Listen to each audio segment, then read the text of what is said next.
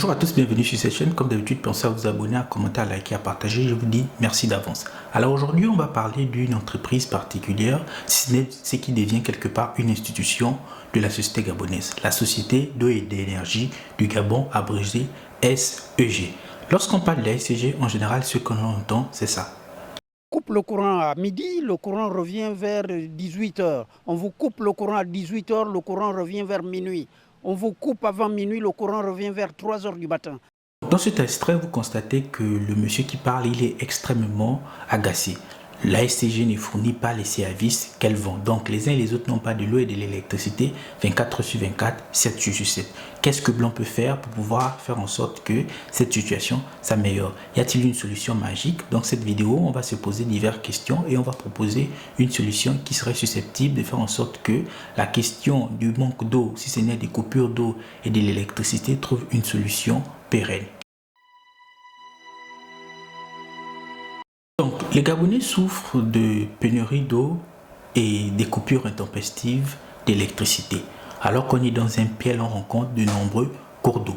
Pourquoi la SCG n'est pas en capacité de fournir de l'eau et de l'électricité 24 heures sur 24? Et dans cette situation qui fait en sorte que les Gabonais n'aient pas de l'eau et de l'électricité, on a des quartiers qui sont les moins favorisés. C'est-à-dire il y a des quartiers dans lesquels lorsqu'on fait une répartition des zones dans lesquelles on va couper l'électricité ou même de l'eau, ces quartiers arrivent toujours en dernière position. Donc globalement, la SCG pose problème. Les gens n'ont pas d'eau, les gens n'ont pas de l'électricité, ce qui fait que ça suscite du stress, ça suscite de l'agacement. Je ne parle même pas des personnes qui ont des commerces. Je peux aussi citer ici le cas des personnes qui perdent l'appareil électroménager parce qu'il y a eu une coupure d'eau, une coupure d'électricité ou des coupures d'électricité répétées. Donc globalement, la SCG pose problème. Qu'est-ce qui peut faire en sorte que la SCG soit dans cette situation?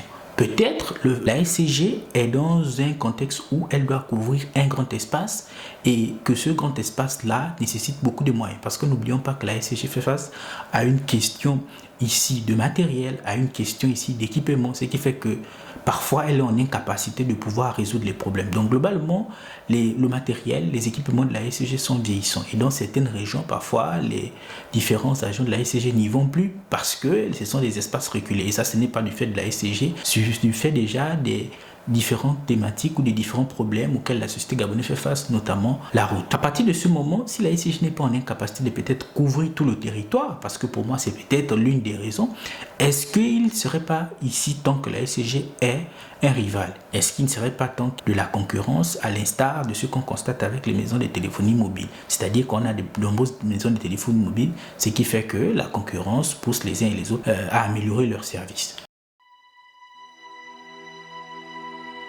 Moi, pour résoudre la question des délestages intempestifs et surtout des coupures d'eau, il faut que la SCG ait un concurrent. Parce que lorsqu'il y a de la concurrence, les entreprises améliorent leur service parce qu'ils se disent que si on n'améliore pas le service, les clients pourront aller chez un autre opérateur. Et cela, on peut par exemple le constater avec les maisons de téléphonie mobile. Lorsqu'il y avait 3 maisons de téléphonie mobile au Gabon, on a constaté que les prix baissaient, on a constaté que le service s'améliorait. Même lorsqu'il n'y en a plus que 2, on voit qu'il y a un effort qui fait en sorte qu'il y ait de la concurrence pour que les uns et les autres améliorent leur service. Du moins ici, c'est les maisons de téléphonie mobile. Lorsqu'on est dans un marché qui est dominé uniquement par un seul acteur, on constate ces situations.